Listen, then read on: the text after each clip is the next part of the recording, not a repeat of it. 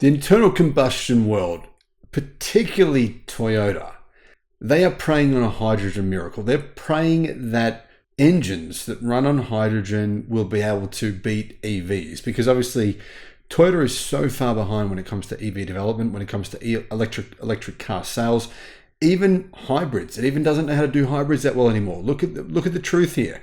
Toyota is moving to using BYD's hybrid technology. Its own hybrid technology is so far behind, it sees that as the only choice. Really, you can see why Toyota and other car companies really hope hydrogen engines will work. Now, a new company is saying their hydrogen engine achieves a record efficiency of 60%.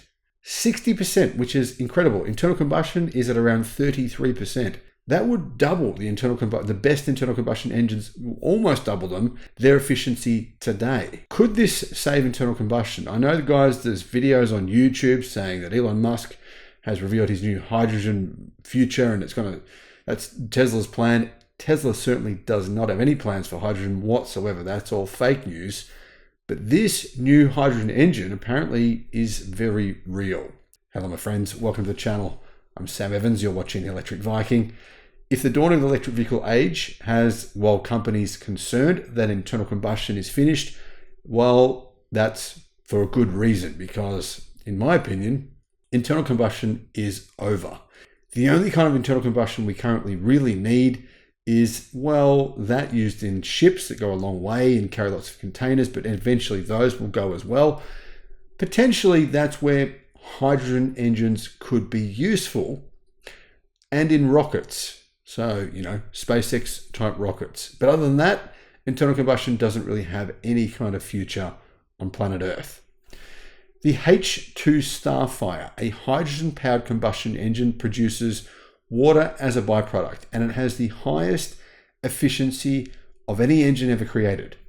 Countries plan to phase out the sales of internal combustion engine vehicles to promote, EVs. And because EVs don't pollute, they don't cause any kind of emissions whatsoever. Now, the manufacturers of this hydrogen engine, they claim that their hydrogen engine produces nothing but water. But that's actually not true. That's a misnomer. A lot of these companies are just flat out lying about that. Hydrogen engines actually do produce some emissions. Not a lot, but a little bit of emissions. And they try to pretend that they don't, but they do. Anyhow, the best car engines on the road today, it's claimed, can hit close to 40%. They're really hybrids. However, Astron's H2 Starfire engine could potentially replace all of those engines. I mean, really, with an efficiency of 60%, it could be possible. And considering the world, many countries around the world are planning on manufacturing enormous amounts of hydrogen. For what purpose, no one seems to know. But the reason they're going to be doing this is because what Tony Seba said, for us to have a 100% renewable grid, which we can do, it is real, it is possible. 100% renewable grid, it means we need to build out about an extra 100%. When I say an extra 100%, that means, let's say you needed 10 terawatt hours to run a country, you'd need to create 20 terawatt hours for renewables to actually work, because of course, not always sun shining, not always wind blowing, and so battery storage only will last so long. Therefore, you need approximately 200%. So what are they going to do with all this extra 100% of energy, which you might need very rarely? Most of the time you don't need it. What are you going to do with it? Right now, it's being wasted. There is a lot of electricity being wasted worldwide. In fact, billions of dollars of electricity is being curtailed. That could mean there will be such a thing as truly renewable hydrogen. Right now, it's not really. It's generally created using gas. Therefore, hydrogen actually is not all that clean. But in the future, a lot of experts are saying that will change. Astron's H2 Starfire achieves these incredible efficiency using two sets of counter-rotating rotors. One aluminum half does the intake and compression. The titanium half at the rear handles expansion and exhaust.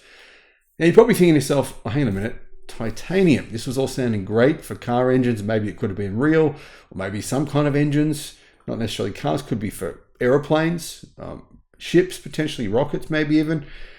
But hydrogen, yeah, that's not cheap. We know that's much more expensive currently than gasoline and than diesel. But if you've got to manufacture an engine using titanium, well, then the cost starts to really blow out. The reason that that's used is because inside the engine, temperatures reach 1,400 Fahrenheit or 760 degrees Celsius. You can really start to see why Toyota's hydrogen engines have been literally melting. They've literally melted because they run at incredibly hot temperatures. I don't know if any of you seen the original Fast and the Furious movies 1 and 2. That's where they used to show you that people would add nitrous to the engine and they'd run at these incredibly lean, extremely hot temperatures, and they try and run their engines as high as they could, as lean as they possibly could. It's called running at lean in order to get the most power, but then you're increasing the heat, and eventually most of their engines would obviously just melt down. That's what often happens with these hydrogen engines.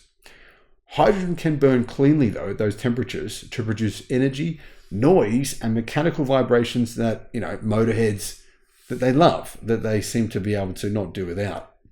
The company says it has achieved another milestone by eliminating the need for water cooling. This has helped it reduce the complexity of its design and weight, which does give it an energy boost as well. H2 Starfire's design is linear and avoids the use of apex seals, and the company says the engine is truly frictionless. Its tolerances are so tight that only timing gears and bearings need oiling.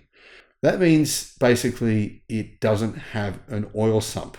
This is truly a staggering level of technological, to be honest, wizardry. It's been achieved with a simplistic design though. The engine only consists of 82 parts. That's a lot more than an electric car, but it's a hell of a lot less than the thousands of parts used in today's internal combustion engines. So far, there is a prototype or a partial prototype of the engine, but a fair bit more needs to be done before this kind of a product could be commercialized. But if it could, honestly, if you could make a hydrogen engine that can run at these temperatures at this efficiency using only 82 parts that doesn't need an oil sump and does away with the need for regular maintenance because of its necessarily large numbers of parts and obviously the need for oil changes and those kinds of things, well, this actually could really work, potentially. Now, here's the problem though. There's a reason why limited engine designs have made it to market, even though 2 centuries have passed since the first automobile was rolled out. These kinds of things all sound great, but then when it comes to actually commercializing it, it's an entirely different story. It becomes too expensive. Price is the problem.